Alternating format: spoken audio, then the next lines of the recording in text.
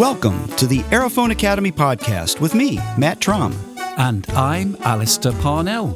Join us each month as we discuss the wonderful world of wind controllers, and you get the very best information and answers to your questions.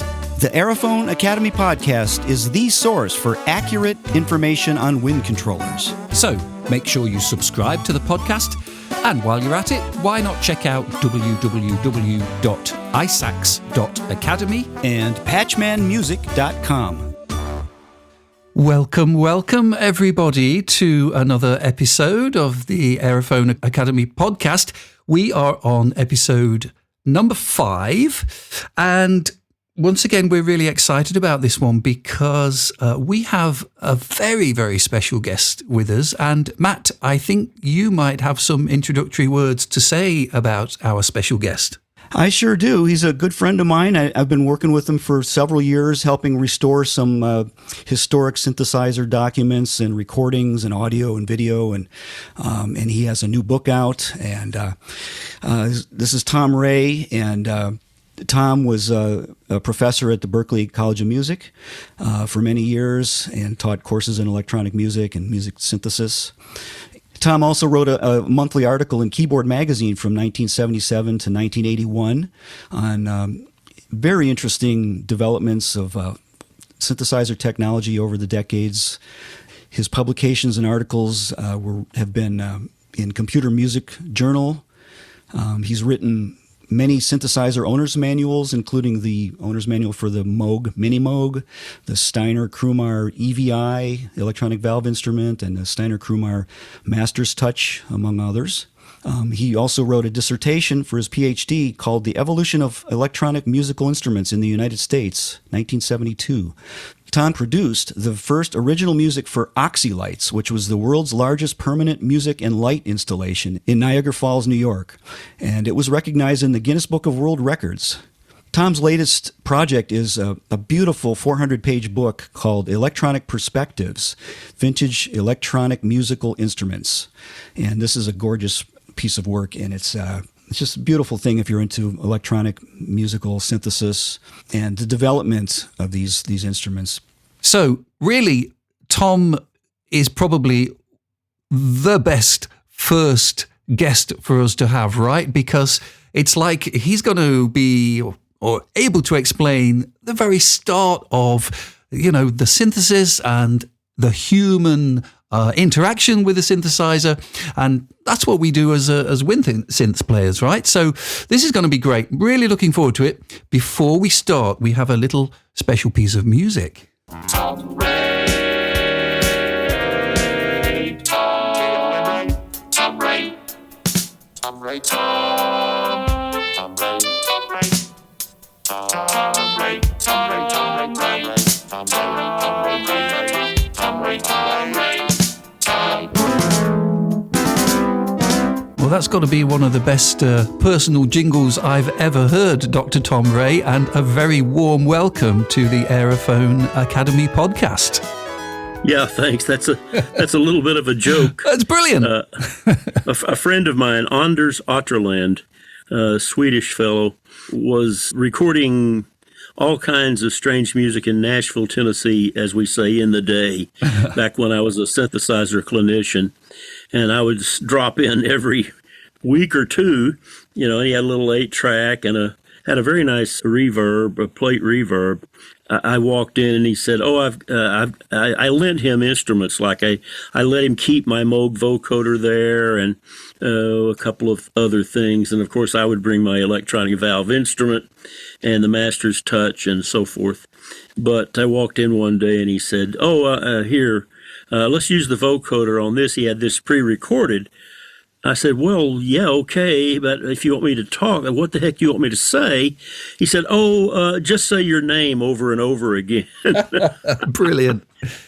And that's exactly how that came about. So It's sort of like my website, drtomray.com. It has to be doctor, and I do have an earned PhD, but I don't care. But it has to be doctor because it seems that some graphics artist out in the Midwest of the U.S.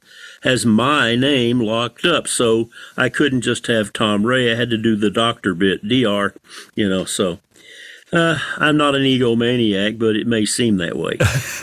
It's fascinating stuff. So I think probably what we ought to try and do is go back, say, from the very beginning for you, Tom. And I guess, everyone would perhaps like to know, how did you first get into to music? Because I believe you were maybe a trumpet player or something before you got into the synthesis stuff. Well, I started as a flutophone player. That's one of those little instruments. It's plastic, like a recorder, but you do that when you're in the fourth grade or whatever grade, way, way back. Then I played piano. I took up trumpet as a senior in high school, and I actually majored in that at Florida State. I've always been good at picking up instruments. It's not my skill to become a great virtuoso, but it seems that anything I pick up, I can sort of play it after a very short time. Of course, I've always loved music, and there was not much of it in my home, not really even a stereo, but for whatever reason, it just sent me. So that's kind of how I started. And can I ask, were you into kind of everything, or was it jazz or classical, or you just probably liked everything, right? No, it was strictly classical at that time. When I heard, I may have heard it on the radio, when I heard Rachmaninoff's Prelude in C sharp minor, I said, oh, wow, I want to play that. After I'd been taking lessons for about 4 or 5 weeks on piano, I played a little tune called Ruffy and Tuffy, doo-dee-doo-dee-dee-dee-doo-dee-doo, just very, very simple. But after a year, I played the Rachmaninoff. I did it pretty well. I mean, I have a recording somewhere. It was pretty good. So in a year's time, other people were astonished, but for me, it was like, oh, well, all you do is practice a lot, and there you do that. And so you later went on to play trumpet professionally. Yeah, in the boondocks, basically. I was a trumpet major at FSU, and I played with the Tallahassee Symphony there some. And then I went to Nashville. I was fortunate to get a full scholarship at George Peabody College, which is now part of Vanderbilt University there in Nashville. Yes, I was a trumpet player. I played some with the Nashville Symphony. I did a good bit of church work, too. And my first wife and I actually sang. We sang both of us in one Episcopal church, and I also sang in another. So I was just sort of a itinerant musician, as they were in the old days. So what was the progression then? Because I know you did some teaching at Berklee, but am I jumping the gun there? I mean, was at the trumpet side of things, or no, it was on the synthesis side, right? No, I'd long stopped playing trumpet. When I was at George Peabody, they bought a Moog synthesizer, a Moog 3C. Okay. Dr. Gil Trithall was one of my people on my dissertation committee, and he was the resident expert on electronics. I remember going into his studio, and he had these wires with clips and analog audio tape stuff hanging on the walls. I said, "What's this?" He said, "Oh, this is B flat, and this is C sharp, and this is white noise." And Wow. That's how we were all doing it back then, basically, until the Moog synthesizer came, and then of course it was like, wow, listen to everything we can do now. I just soon realized that I probably had more brains than I had talent, even though I was a pretty strong player. I just realized somehow that having a means to use my imagination and my intelligence would be the avenue for me to go. So I sort of fell in love with electronic music right there in graduate school. I eventually met Bob Moog, and the long story, but I wound up working for Les Truby and Dave Van Coovering in Florida after graduation with a PhD. Eventually, Van Coovering brought me up to Buffalo, where I wrote the original synthesizer manual for the Model D Mini Moog, the actual D from 1974, not the other one. So all of that, basically before I started teaching at Berklee, but in some ways, a synthesizer clinician is a teacher. You're basically going out and you're teaching people how to use the equipment. And I taught some famous people as well. You know, I worked with Keith Emerson. I flew around with Yes for a week or 10 days. Billy Cobham was there at the factory, Miroslav Vitu. You know, and the wonderful thing was that I was in the ivory tower before I actually got out into business. And then I began to realize, wow, these guys are good. And at first I just respected the sheer virtuosity of these players, Tom Coster and Jan and all of these people.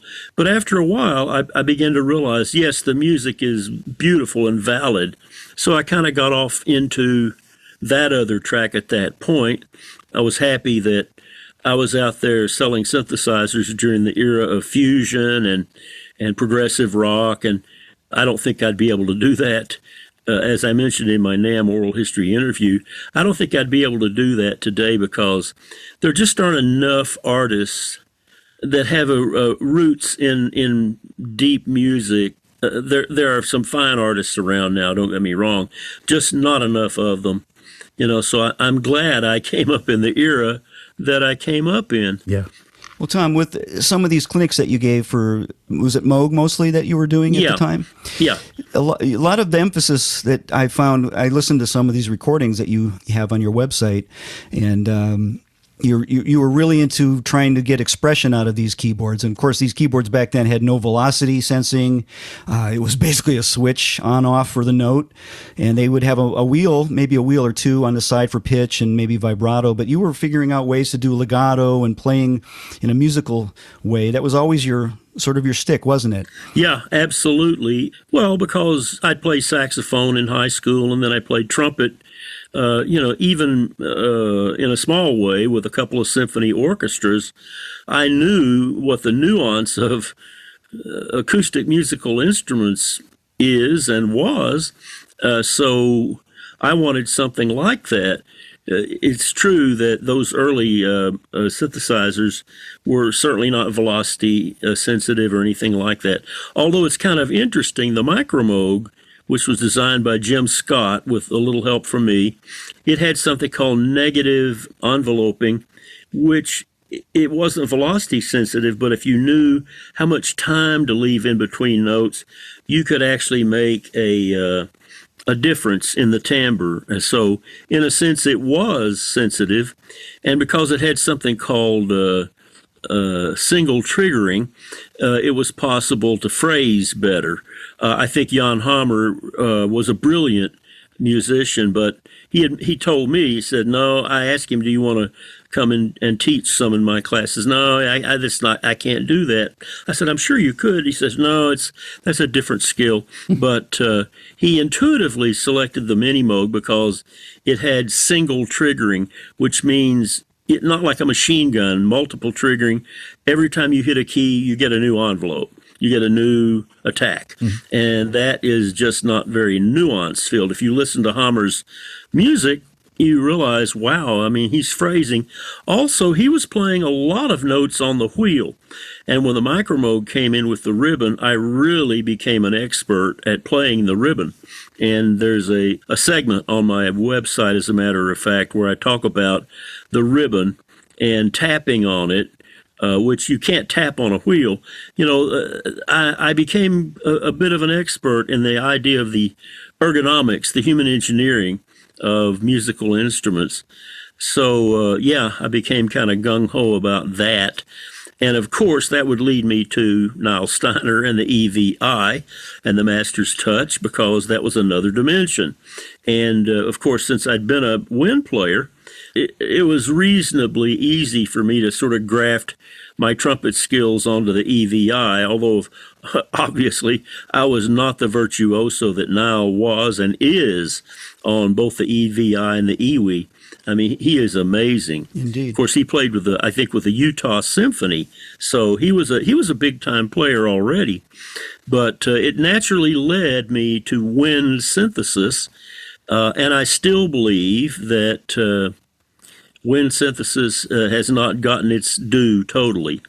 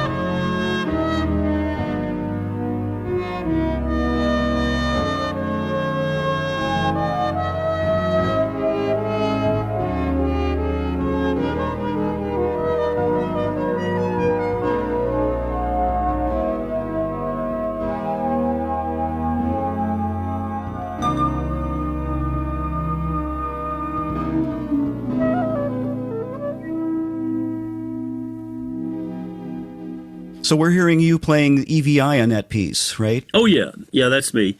Now, again, I didn't play all those parts on the excerpt you just played. That's a number of musicians, and that's Anders Otterland's, his music. What year are we looking at on these excerpts? Maybe late 70s, early 80s? Yeah. The Krumar EVI came out in 1980, so I don't know which EVI you're playing on this. It says Steiner EVI. Is that? Yeah, it's the old analog, old-fashioned EVI that you saw Niall playing it on Barbra Streisand's special, and he acted like it was a flit, a raid. That's funny. Bug spray. Anyhow, that's great. Yeah, it was the same one, I think. The black. Yeah, I mean, I as a matter of fact, I preferred the analog version. I mean, I don't know. It just seemed very fluid to me. Yeah, it really felt, had that brass quality to it. When you blew, it kind of really opened up. Yeah. Had a full dynamic range. Yep.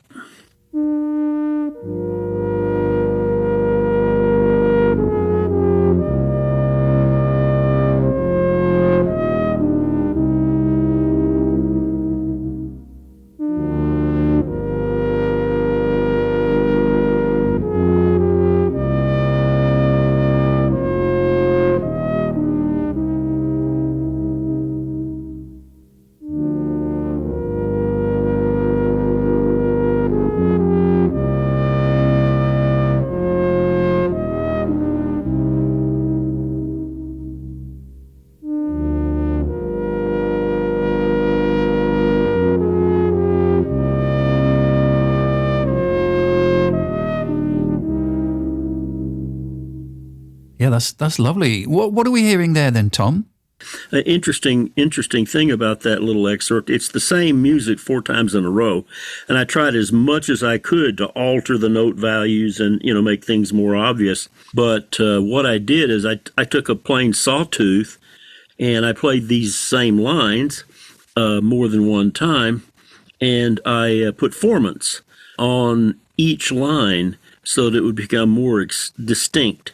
I did that with a Moog 914 or 907A filter, as I recall. It was amazing. In Nashville, when I played it for people, they said, "Wow, what's that? Is that some kind of a new synthesizer?" I said, "Nope, it's a sawtooth." Yeah. It's just wind controlled. Yeah. And there's also a formant. That's analog EVI strictly, but run through a Moog 907A fixed filters so it can have formants. Acoustic instruments, many of them have formants. The oboe has a formant, formant, at about 1K. The bassoon has one at 500, and a lot of instruments. And this is one of the reasons that instruments in the orchestra don't step on each other. They are emphasizing a different part of the audio spectrum as they play.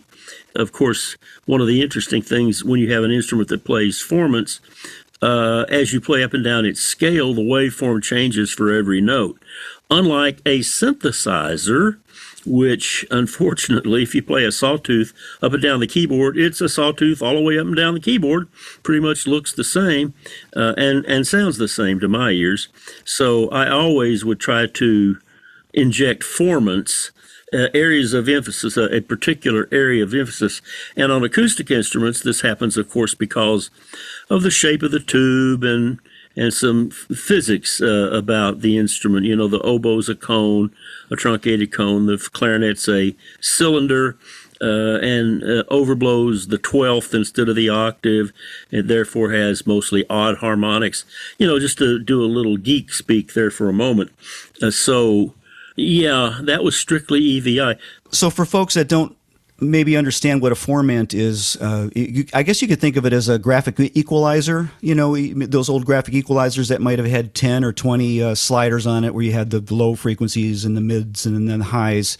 And I guess if you made a curve of sorts with those sliders and then played something through that, that's essentially what a formant it is. It's a stationary EQ curve, would you say, Tom? Yeah, exactly. And, this goes all the way back to Germany with what they call Hallformanten.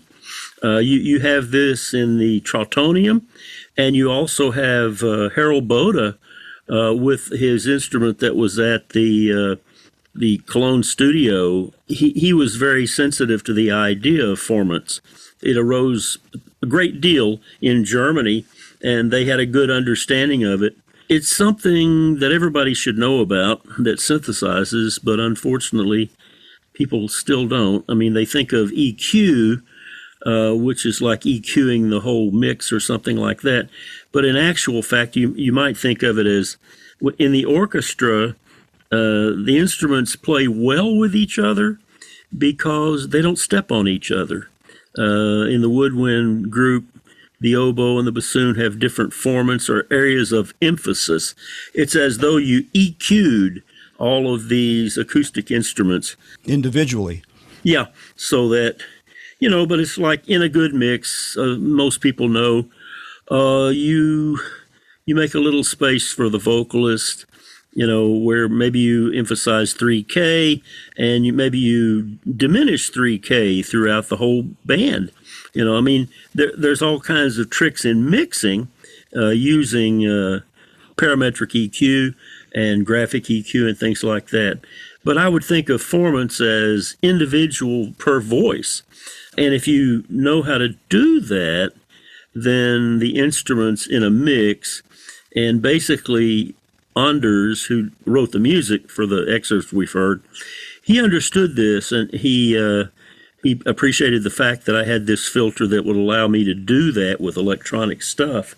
And of course, we've talked about this many times on the phone when we chat about the voice is really the ultimate formant generator, isn't it? You could take your voice and just go,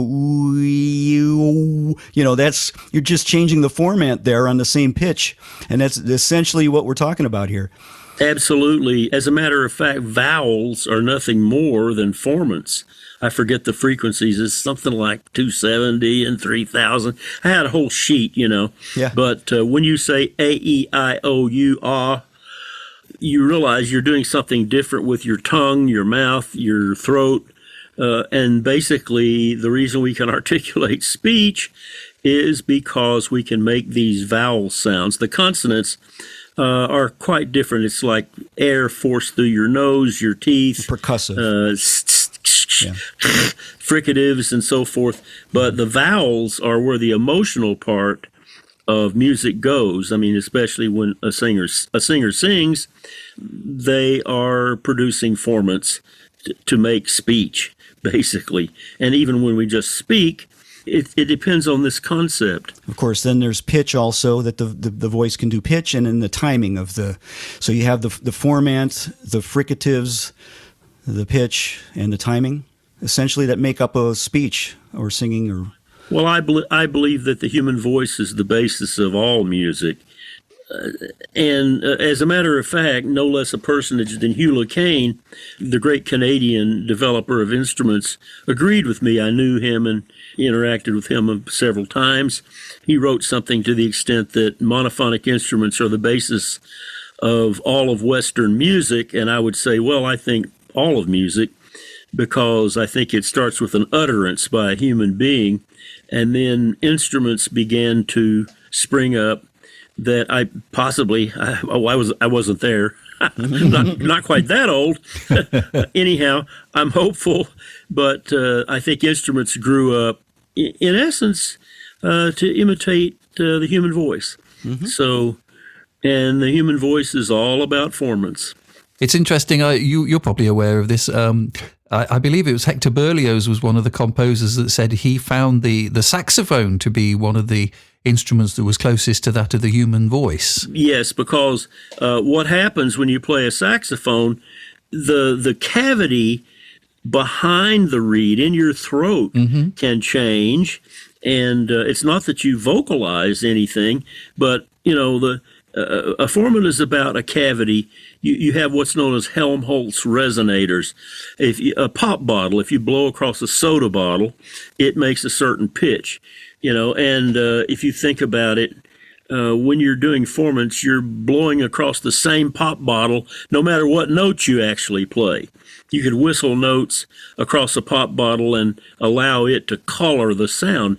Medieval churches actually had like clay bottles, if you will, buried in the walls with openings so that they in essence tuned the room.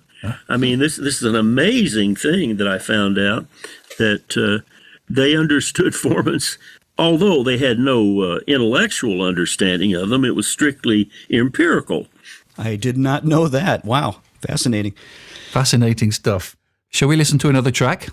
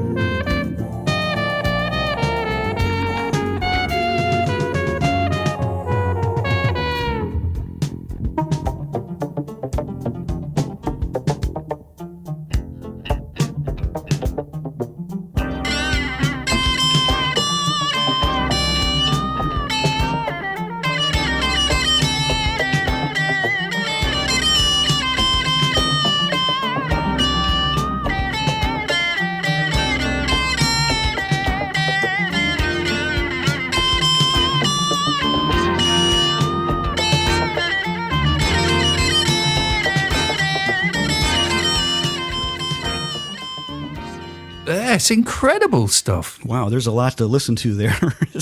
What are we hearing?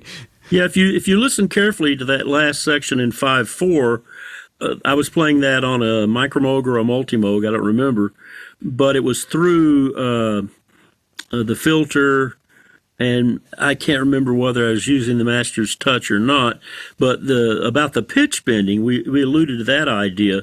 Not only is the voice a wonderful formant maker, but it has essentially infinite resolution over pitch, which not all instruments can do. And I was playing a lot of those notes by sliding on the ribbon, and I just never took the keyboard literally. And I found a great ally in Jan Hammer when I first heard him play. As a matter of fact, I told Vancouver, oh, the Mini Moog, it's a piece of junk. It's never going to go anywhere. Worst marketing advice I ever gave. And when he came to my home, I was a little bit put off. Well, I'm the expert. Why are you coming here telling me things? But anyhow, that idea, he said, well, why? I said, well, not enough interconnectivity. In other words, I'd been working on a Moog 3C, for Pete's sakes, 10 oscillators and partridge in a pear tree and 47 kumquats. I mean, it had everything you could imagine. And here was the Mini Moog, just 3 oscillators and one VCF, one VCA. It's like, nah. Only when I heard Jan Hammer play it on a concert in Rochester, New York, I realized, oh my Lord, now I understand this instrument. It is not a SoundCloud generator. It's a voice under control. Mm-hmm. And so I sort of made my reputation after that going around, and I got really good on the Micro Moog ribbon, as a matter of fact. If you listen to an excerpt that I did there illustrating the ribbon, you would think, wow, what a keyboard player. No, I mean, my 3 fingers on my right hand were pretty good from being a trumpet player, but I was playing about half those notes by tapping on the ribbon and sliding around. So it seemed like I had great keyboard facility. No, I was a good ribbon player. I tried to advance that idea, but it was all in the effort to find nuance, the subtlety that musical instruments are capable of. It's not that I want people to imitate the clarinet. That's not it. I want them to imitate the musicality of the clarinet or any other instrument. I want that to be part of it. I don't want them to play one-note keyboards, one-note organs. The people that truly understood the monophonic synthesizer when it came out rose to the top, because if you listen to them, the Tom Costers, the Jan Hammers, the Chick Coreas of the world, Herbie Hancock to a certain extent, I mean, they understood, oh, this is not a keyboard, it's a monophonic instrument, and I have to think of it maybe like a horn. So since I had played some horns, it was easy for me to think of it that way. So I remember you kind of changing subject a little bit here, telling me a story about the Lyricon when you first heard it. I think you were at a trade show. Yeah. And can you tell us that story? Yeah. And, again, my own history, I have very, very poor recollection of my own history because I've been too many places. Sometimes it's not the age, it's the mileage. Too many places, met too many people. But it was at a trade show. It may have been in Chicago. I don't know where it was first introduced. Wherever it was first introduced, if that was Chicago, the NAM, National Association of Music Merchandisers. And, of course, I'm there representing Moog, and I'm doodling around with whatever I'm doing, and I'm hearing this wailing sound, and it's faint, but it's like, what is that? And I ran around, and I came to this Wenger booth, that you have to restrict sound and to play inside of, and I bolted in the door, and there was Bill Bernardi. And I said, what the heck is that? Oh, it's a Lyricon. I said, wow, that is too much, man. That's a fantastic instrument. And I said, man, could I play it? He says, well, do you play sax? I said, well, not well, but, does it matter? So he told me, and I'm pretty sure this is accurate, I may be, I just don't know, the first person outside of the company that ever played a Lyricon. Whether that's true or not doesn't matter, but it makes a great story anyway, doesn't it? Yeah, but that's going back to probably, 73 in that time period somewhere? 74? Yeah, very early, yeah. Fascinating. And what did you think to it, Tom, when you first played it? I mean, did it kind of, suit your kind of requisite of that kind of expressive quality? Was it nice to handle and control and respond to the breath how you thought it might be able to? Yeah, it was excellent, and I wanted one immediately. Unfortunately, it was expensive, mm-hmm. and I was a mere clinician, but I really couldn't afford one in those days, and I couldn't even afford the second version, that came out. And later, when I was able to afford one, basically I realized, yeah, that's yesterday's technology. There are some better instruments on the market, So I never did really own one, although I've owned a lot of instruments. But I was turned on, by what I heard, and how it felt to play it, And since I played a little sax in high school, I played alto. Yeah, it was like, okay, it was sufficiently familiar, and like everything, if I'd practice a little bit, I'd be able to play it pretty well, So. And around that time, maybe earlier, a fellow named Eddie Harris, famous sax player back in, was it the late 60s that he started electrifying his saxophone? Again, I have to beg ignorance. I don't even remember when I met Eddie Harris. I met him in Nashville, Tennessee, because that's where I lived. And there was a place called the Exit Inn, and it was called a listening room. It was not a nightclub. If you went in there and started shooting your mouth off and, clinking your glasses and everything, they'd ask you to leave, because it was meant to be a listening room. So Eddie Harris was there. I knew he had this crazy instrument, some kind of an amalgam of a sax mouthpiece and a trumpet, or some wildly improbable thing like that. But I also noted he had this kind of ratty instrument. Don't even remember what brand it was. I was listening and it was like, wow, boy, that's got to be touch sensitive. There's not that many things around that are velocity sensitive. And I come to find out he was just really good with the volume pedal, because I interviewed him in his motel room that night. And that was 1977. I was looking at the file that you shared with me. So it looks like this was a little later on, but 77 was your interview date. Yeah. Oh, okay. Yeah. What a fascinating character. Let's listen to maybe a clip from that. Could we do that? Oh, really cool. Got me over there and gave me a percentage of every W2 to the soul. Came up This is with the octave divider thing, like the baritone. like the baritone, but they had filtering units in it, which give you oboe effect. It was really made for clarinet, more of a woodwind and saxophone, because the signal wasn't that great. It would crack up if you played too much. They didn't get that from Hammond by any chance, did they? No, I went to Hammond afterwards. So that's Eddie Harris talking about some of his work that he did with CMI Norland on the W2 product. Yep, that's me and Eddie Harris. Yeah, we had quite an extended discussion. I probably ran out of tape, my ratty little cassette tape recorder. As a matter of fact, I've got 30 or 40 interviews of some very famous people from the day, and I'm hopeful that I'll be able to get those cleared so that I can use them and make sure I'm not creating a problem for anybody, with permission, but also getting them cleaned up.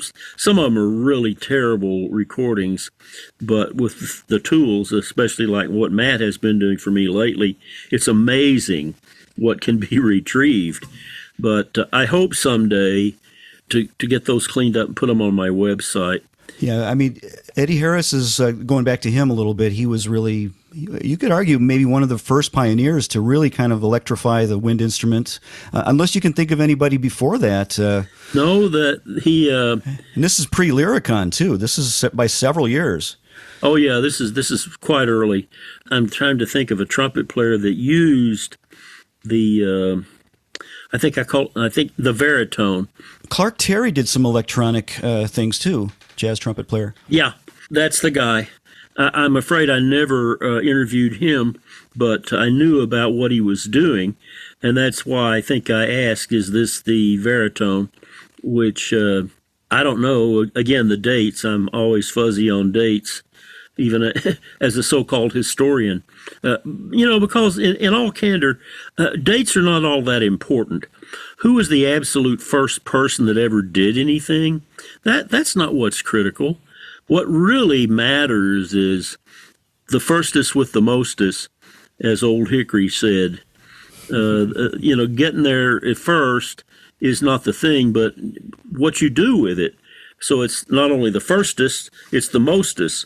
So I think of a lot of cases where people argue over who was first at something, and I'm like, no, it's who had a big hit in the marketplace of ideas and people, and frankly, sales.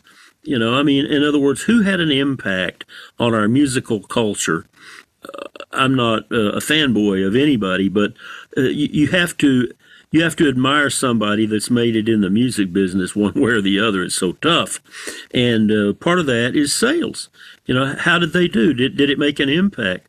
Hugh LeCane was a very, very talented designer of instruments, but his instruments were so strange and wonderful and kind of out of the center that he never had to face the cauldron of the marketplace, as I call it. And, I'm a kind of a combination of an idealist and a capitalist. It's one thing to have one of someplace. It's another thing to bring something forth and to affect an entire generation of musicians. Yeah, exactly. Just going back to Eddie Harris for one more moment here, we've got two more clips of him talking from this interview in 1977. The first one is how he got involved with Selmer, helping them develop their product.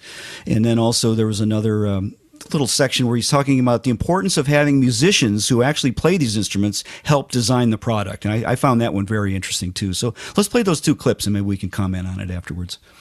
So where did you got the reputation for the electrifying or the electric Eddie Harris?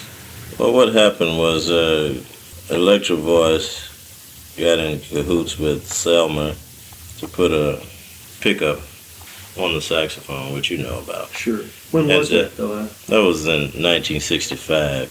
And for the prototype, they wanted to experiment. They went out and got the guys who they thought were the better players at the time to do it. They came down here. They got Boots Randolph. He didn't want to deal with it. They got Stanley Getz. He didn't want to deal with it. So they went down the chain of commands. Then they went to Sonny Stitt, and he didn't want to deal with it. But it happened, a guy was there at Selmer that told him a guy who they needed to go to was a guy named Eddie Harris over there in Chicago. So they were trying different guys, the late John Coltrane. Guys didn't want to play it. So they got me to come over there. See, that goes into dealing with musicians to help design these things. Because a guy just put in and said, this works here, this works here. It's okay, it comes out. It's just it's a computed machine. Right. Has no feeling. Do you think part of the problem is with horns like that, with a saxophone, you are responsible for every sound that happens. Yes. And with an electronic thing, in the first place, you've got a circuit that's actually producing the tone. You're just sort of controlling it. And also, like on a lot of synthesizers, you'll have vibrato that'll be done with voltage, That's and right. stuff like that. The more that gets out of the musician's hands, the less it sounds like a musician playing. Maybe that's the problem. Maybe that's what I was telling you about this little ribbon on this instrument. You can at least get back into the horn pitch-wise. Like it's not like a keyboard that's so far away from what's being produced. So long about maybe 1979, Krumar licensed a couple products from Niall Steiner, as far as I can tell, his Steiner EVI, and then also the Steiner designed Master's Touch. These are two very expressive instruments. One is designed, obviously, for trumpet players. That's basically a wind controller, an analog wind controller. The other one is a very interesting product that sits on the table, and it's a control voltage outputs and it has three sensors on it. There's a mouthpiece that's similar to today's EWI, which has a breath sensor and a bite sensor in the mouthpiece, a little rubberized mouthpiece. And so there's two sensors there. And then down on the unit itself is a little wiggle sensor. Basically, it's the same as the EWI vibrato sensor nowadays. So you've got three controllers there. And that was designed for keyboard players, that they would interface that via CV into an analog type synthesizer. It also featured an analog filter built inside of the box that was a Steiner filter, essentially. So you could feed a signal into it from your keyboard that you're playing and then add the expression with breath, vibrato, by biting the mouthpiece and or the finger. So those two instruments, Tom, you wrote the manuals for those. So you were right on the cutting edge of this. Do you have any comments about the development of those instruments and writing the manual and working with them?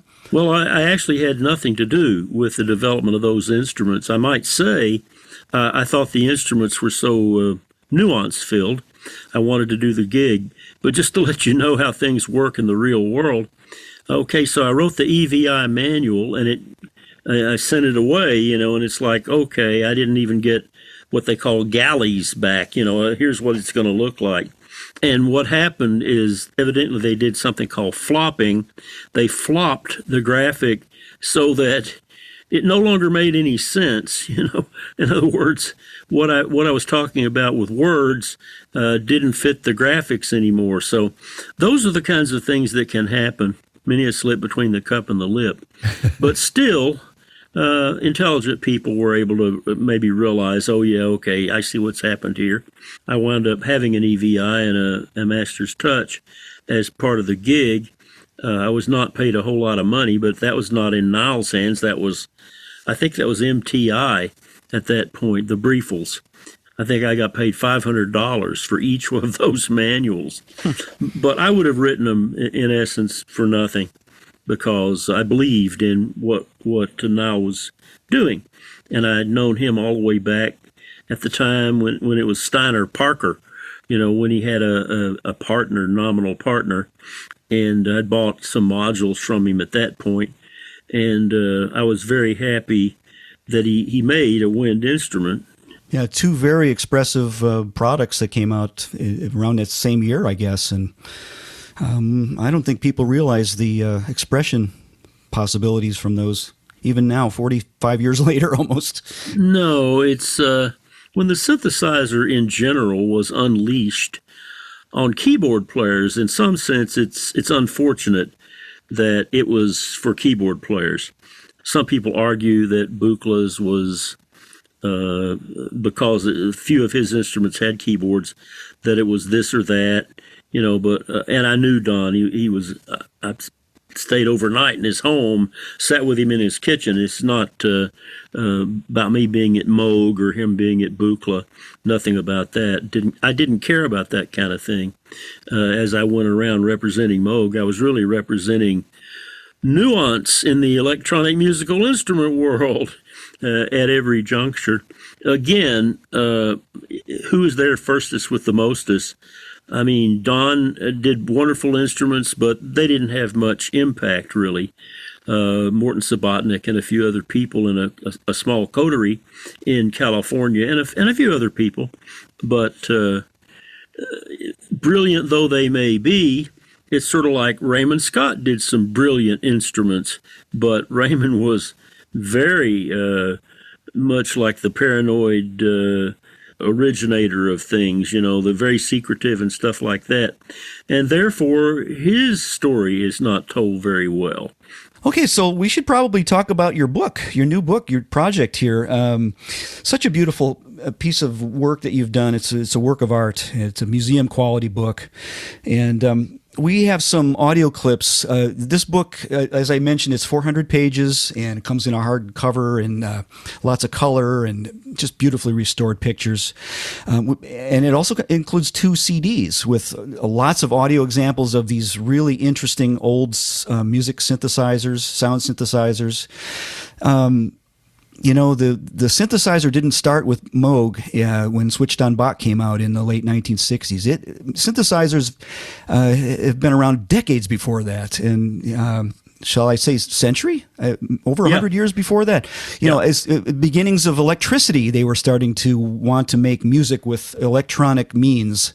And so a lot of these synthesizers, there was all kinds of developments that happened before the Moog that people don't realize, and that's really the thing that I got out of this book. Just seeing how many attempts at different innovations came about, going way back, much longer than people realize. So maybe we could talk a little bit about the book. First of all, we should mention that if you're interested in this book, you can purchase it. It's available for shipping right now for purchase.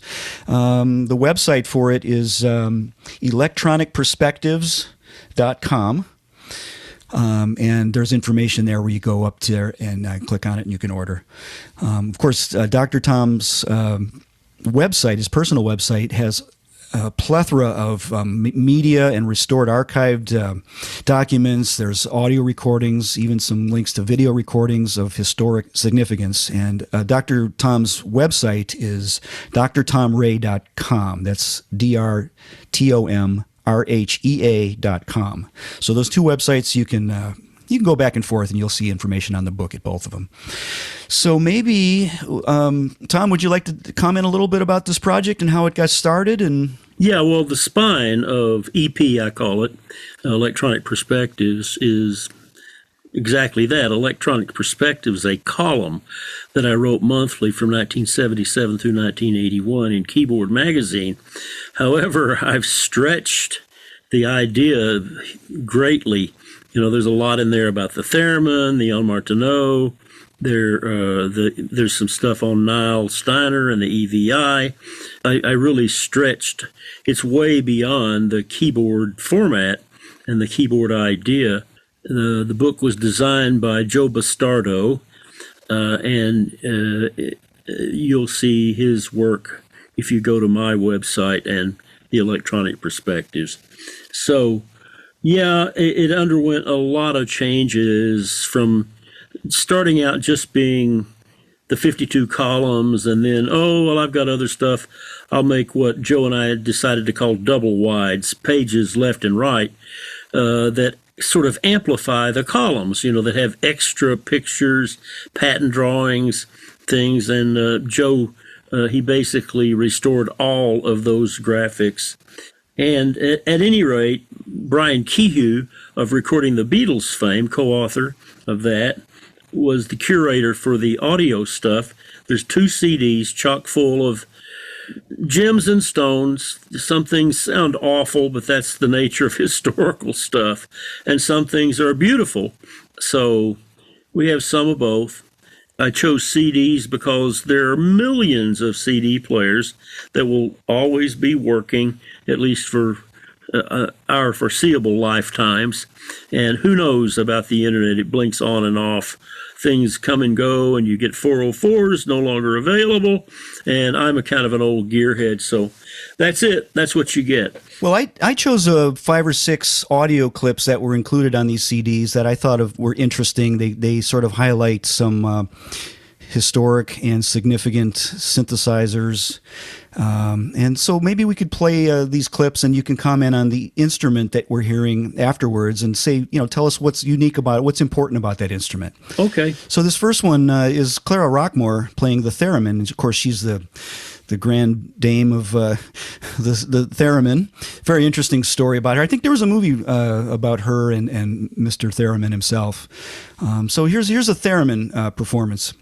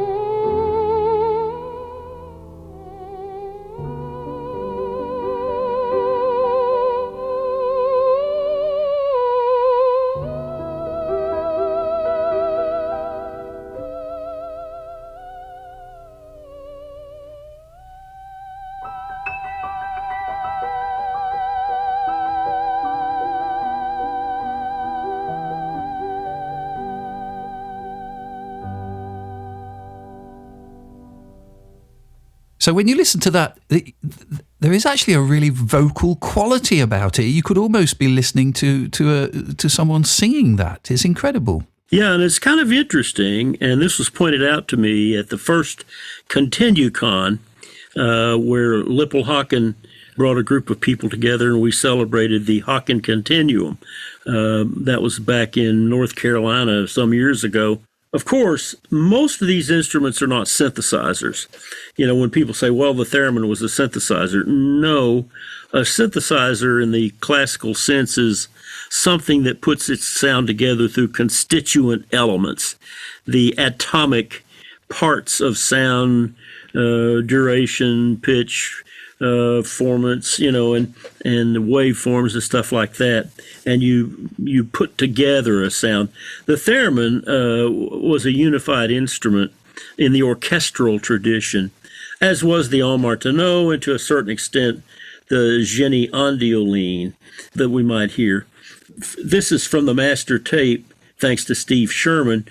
Very interesting. You mentioned the idea of a film about Clara Rockmore, who was playing there.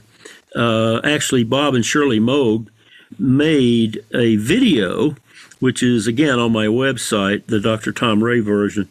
Who was there? Well, Bob was there, I was there, Clara was there, and her sister, Nadia Reisenberg, the famous pianist from Juilliard, a teacher at Juilliard and also an artist, and Bobby Sherman from the classical music station in New York City, and it was done video verite by none other than Ralph Bode, B-O-D-E. Now, Ralph Bode, the late Ralph Bode, was a son of Harold Bode. Ralph had a few cinematography credits like Saturday Night Fever, Coal Miner's Daughter, you know, a few minor things like that. He was a very famous cinematographer. And he was there, and there was a guy with a stick with a mic on the end of it, and Ralph dancing around with his video camera.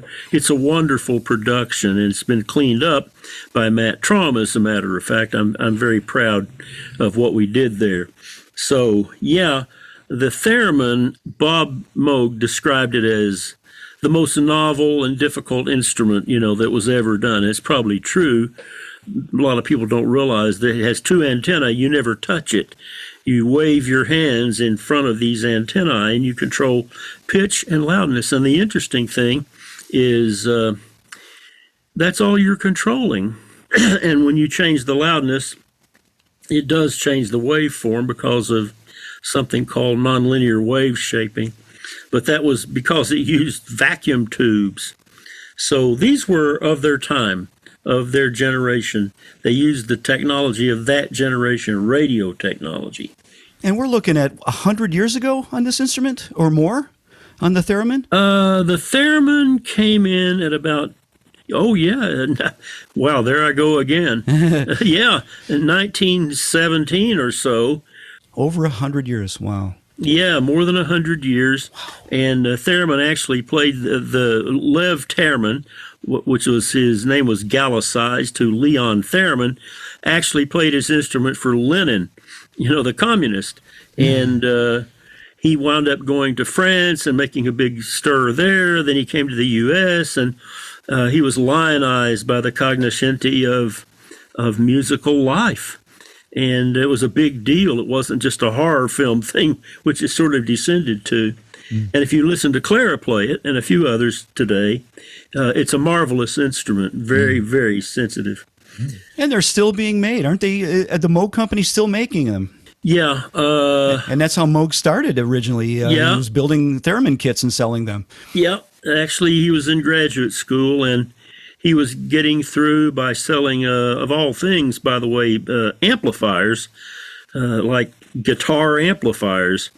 And of course, he had no idea about the amplifiers because he tried to build an amplifier that was clean, and that's the last thing that guitar players want. But he sold a bunch of them. And he also sold a bunch of theremin kits, and that was kind of the start. And then he met Herb Deutsch, and they ginned up this crazy thing called a Moog synthesizer, and a lot of other people got involved in that. Wendy Carlos and Gustav Giamaga, Vladimir Yusachevsky defined the ADSR, envelope generator. It was a whole host of people. And Bob was very sensitive, Bob Moog was very sensitive to listening to musicians. I think we talked about earlier, Eddie Harris was talking about Selmer bringing in musicians. I could tell you legions of stories of instruments that either failed or did not meet their promise because the designers didn't listen to musicians. Now, musicians don't design instruments in general, but they have a heck of a lot to say about instruments. So I hope the future will include more of involving musicians. You know, and anyone who says that theremin clip doesn't sound expressive and human, it's amazing. I don't know what, and that's one of the earliest, quote, synthesizer, it's not a synthesizer, but electronic musical instrument, incredibly expressive. And you could argue it's more expressive than most synthesizers made today. Yeah. Okay, so let's go to the second clip here. Incredible. This is the ondes Martenot, and is this a French instrument? Yeah, Maurice Martenot was he was in the World War and was something like a telegraph operator. And he somehow had the idea, he was a cellist, as a matter of fact, an amateur cellist, and he had this idea about vacuum tubes, the way they would squeal sometimes, and he sort of put it under control of this instrument that he called the ondes Martenot. Ondes means waves. It was first called the ondes musicalis, and I have a 1928 booklet, the original that I'm hoping to publish sometime of that. And this was kind of the theremin tamed. Very, very difficult to play a theremin by waving your hands. Very few people can do it well. There are a number of ondes Martenot players, and there are 300 to 400 works written for the ondes Martenot, including things like Taranga Lila. It's a Sanskrit word, and it's a beautiful piece by Messiaen. This instrument was popular in France, but also all over the world. And there are a number of pieces that get played nowadays. It was a nuance-filled instrument, as you will hear.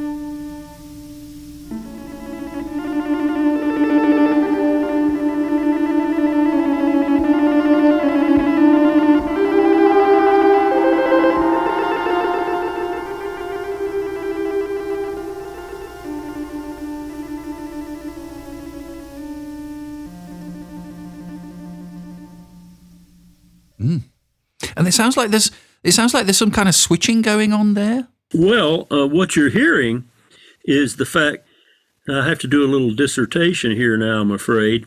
The piano is a wonderful instrument, but the agency that selects the pitch, the hand, and the agency that articulates the pitch, the hand. You take a finger and you put it on a key, you select the pitch, and then you press the key down to a certain velocity, and you articulate the sound.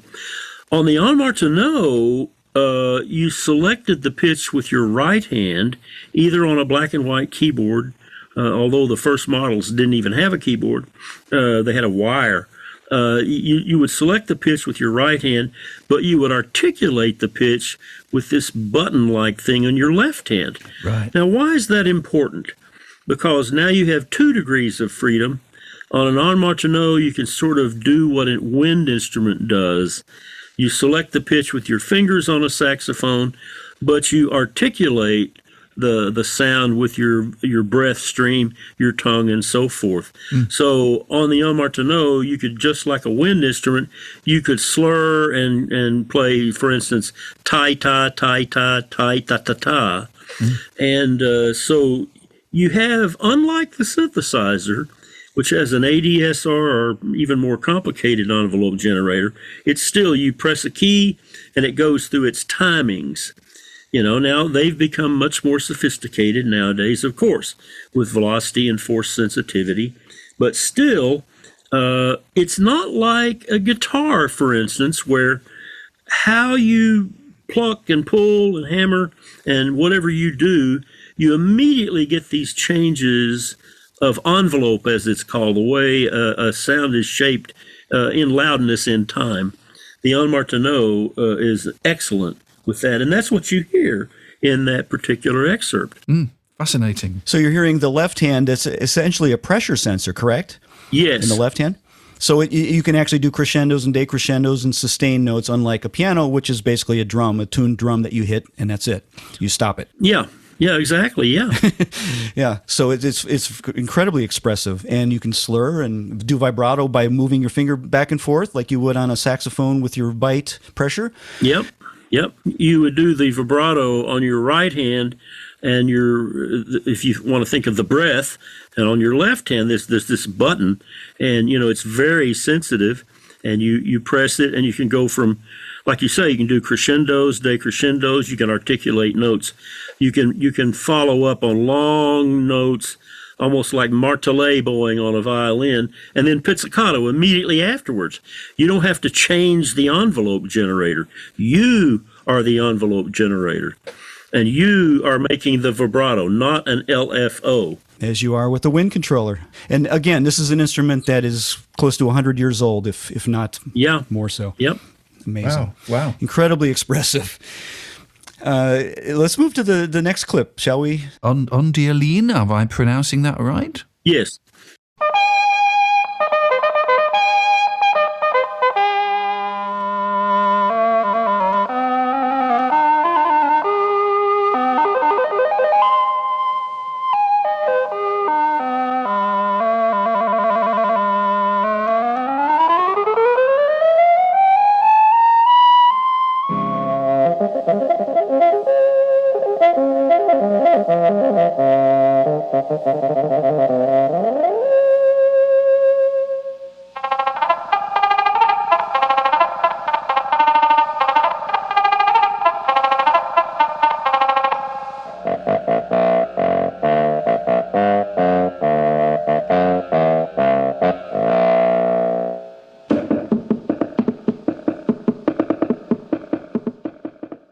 Wow, there's some virtuosic stuff going on there as well. Yeah, that's Jean-Jacques Perry, P-E-R-R-E-Y, playing the Ondeline presets, and that's an unaccompanied demo of many of the presets played by one of its premier artists. That's courtesy of Jean-Jacques Perry, Patricia Leroy, with thanks to Wally DeBacker.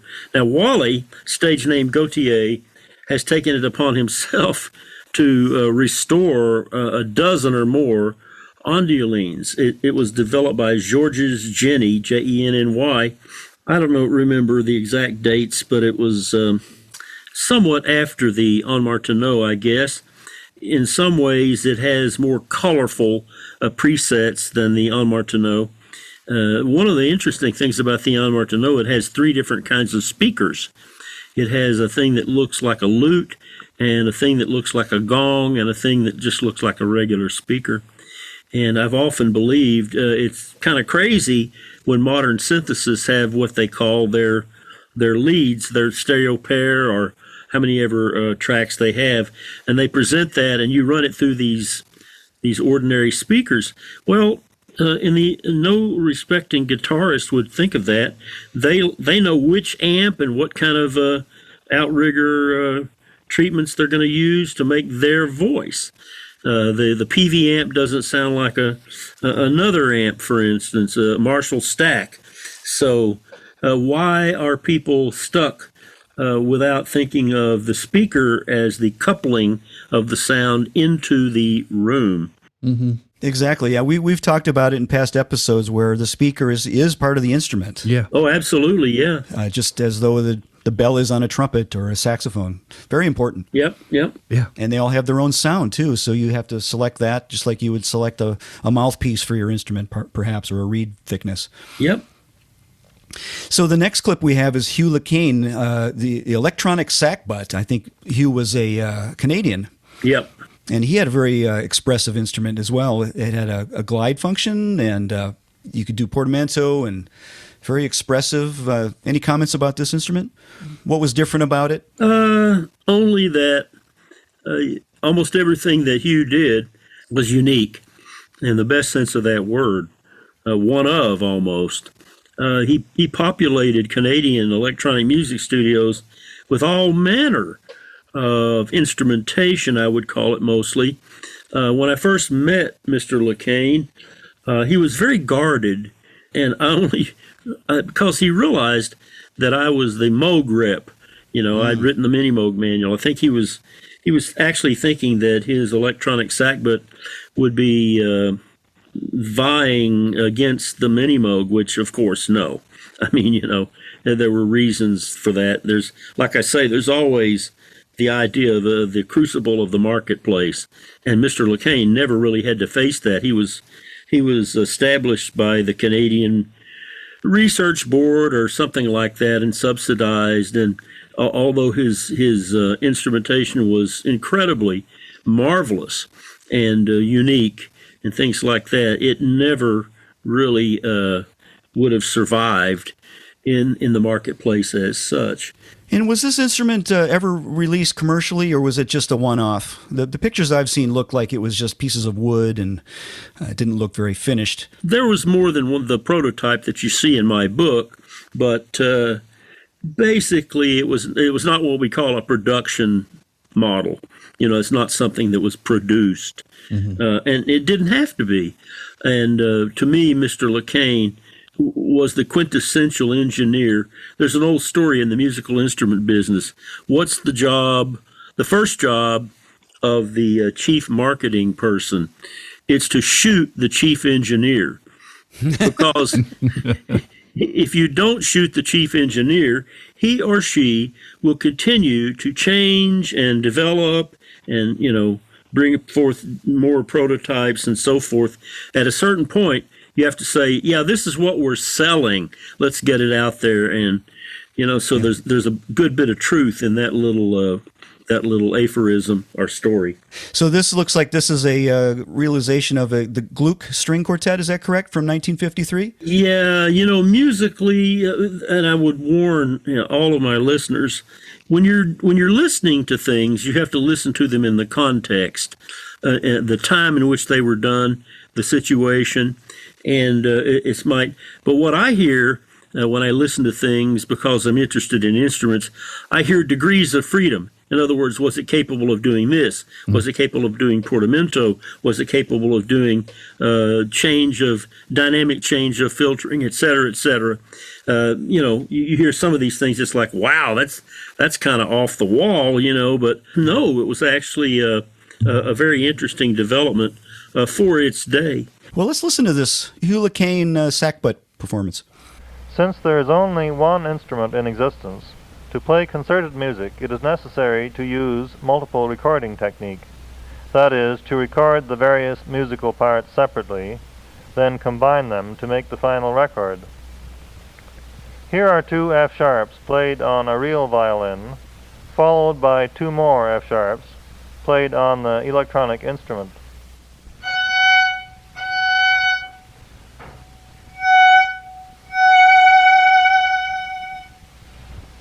When I played the lower parts, I darkened the timbre progressively, until for the lowest part, I thought a cello-like sound was being produced by the electronic instrument.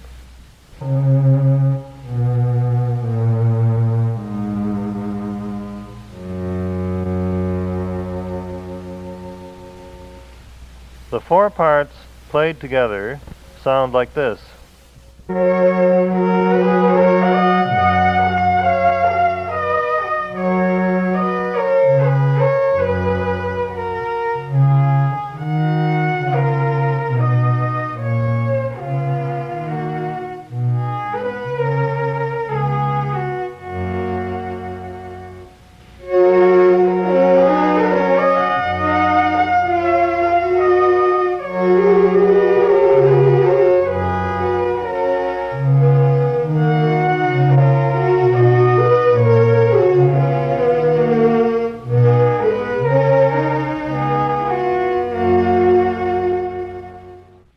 Yeah, to me, this proves that instrument designers should not do their own demonstrations. I mean, I knew Hugh. He was a wonderful, wonderful man. But, it's rare that the instrument designer is also a really virtuosic musician. Now, Niall Steiner was a notable exception. Niall, if I'm not mistaken, Matt, didn't he play with the Utah Symphony? I believe that's correct. Yes, trumpet. Yeah, he was a pretty darn good trumpet player to begin with. And when you listen to him play even today, the EVI and the EWI, it's like, wow, this is a guy that can get around.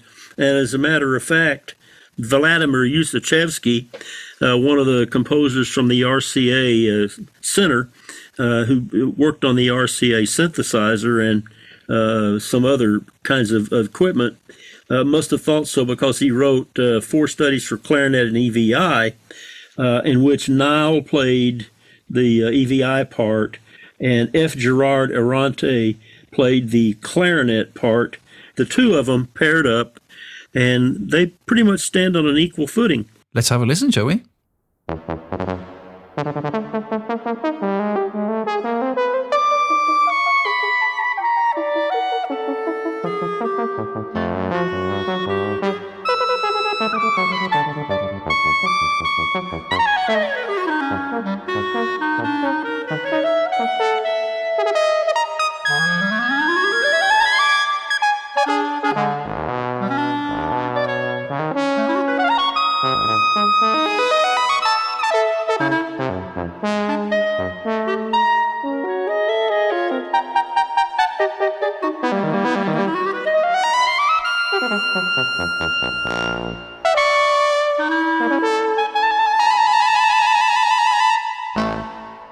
Yeah, that was the 4th of 4 studies for clarinet and EVI, 1980, by Vladimir Ussachevsky.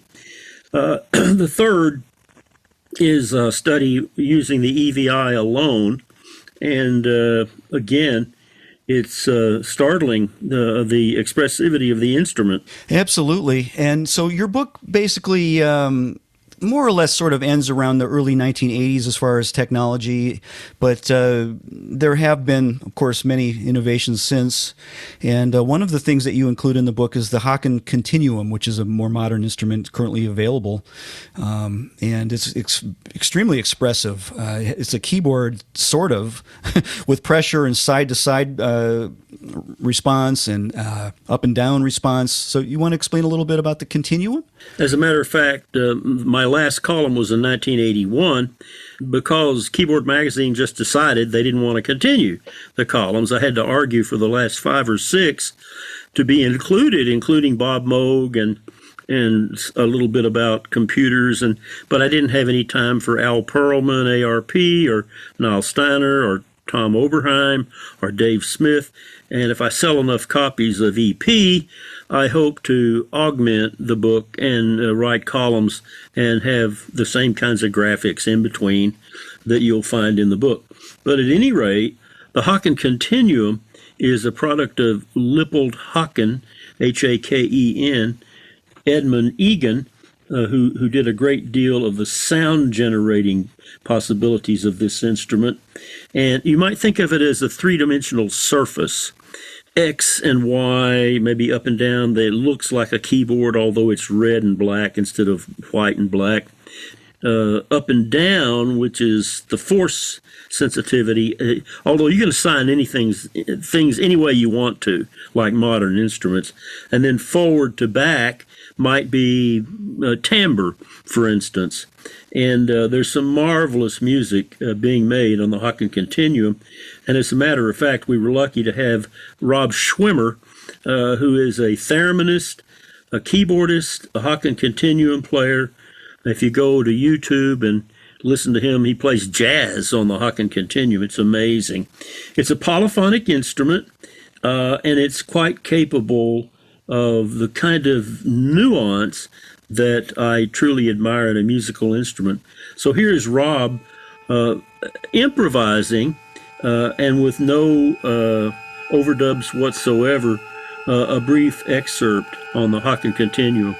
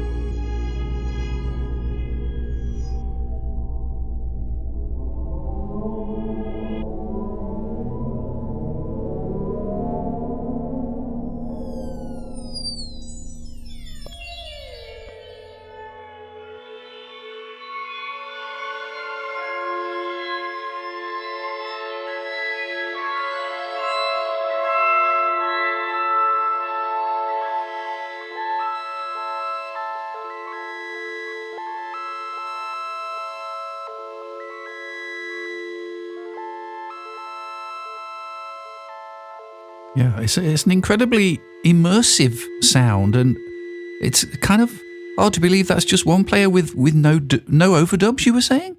Exactly. Incredible. That's Rob Schwimmer playing Winter Skipping Pond 2020. Just a free improvisation. That's the kind of talent he has. But of course, it has, I guess I have to name everything and have codify it in some sense. It has what I call context management. In other words, you don't have envelope generators determining envelopes. You do it with your hands.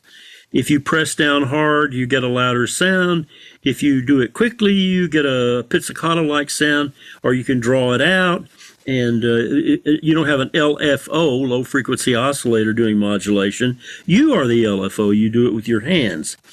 I guess I'm a performer at heart, that I think the farther you get the musician away from the sound object, the more mechanical it starts to sound.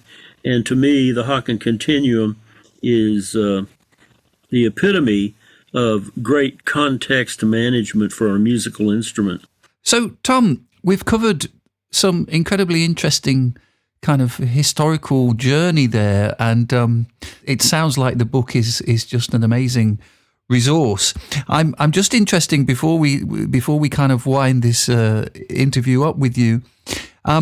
Do you have any thoughts about kind of current day instruments or where you think things should be going? Are you happy seeing what we have, present day? In the old days, you could tell by ear what somebody was playing, and there were definitive sounds for the various brands of synthesizers. That they had earmarks, if you will. Nowadays, electronics has become so ubiquitous, and of course, sampling and physical modeling have made things essentially transparent. It's very difficult to even know who is playing what. We're in an amazing time. I'm just happy that Bob Moog's dream, I think, is happening now, because some people have typified Bob. Well, he had a keyboard, In actual fact, Brian Kehoe, co-author of Recording the Beatles, is working on a Moog company history, and he showed me a paper that said that Bob actually did 15 to 20 different kinds of interfaces just in the first few years that he was developing, way beyond just a keyboard. He had a theremin thing, he had something called a trezor, which anticipated in some sense the continuum. I mean, just a myriad of other things. So, he was no slouch in that. And that's what Bob thought was important and should happen. Because, if I may say, he and I were birds of a feather regarding that. It's the idea that the musician should have control, should have the capability. And of course, this would require practice. Nothing is automatic, nothing is free. As I used to tell my students, no, there's no other way there. That's you got to spend your 10,000 hours, and it's not Calvinistic, it's just realistic. So I think we're in a very exciting time right now. A lot of things are happening that are adding to the sense of nuance, and I'm just grateful, that we've moved in that direction and have not totally stagnated. Now, whether or not music as such will move in that direction remains to be seen. Yeah, interesting. And what about the second part of the question? Do you have any kind of composers who you hold in high regard currently that are using a lot of synthesized music? I don't keep up. This is 2024. I'm 80 years old. I've kept my head down the last 6 years doing this book. I have a wonderful hybrid studio next door, but I decided that nothing I could make in that studio, no kind of music I could compose or create, would be as important as this book for people. So I did the book. Maybe I'll get back into the studio now. I don't know. And I'll start listening more. But the problem with listening nowadays is you have to wade through an awful lot of stuff you just don't want to hear. It's different. People gripe about the big 5 or big 6 in the old days. They kept people from getting this and that done.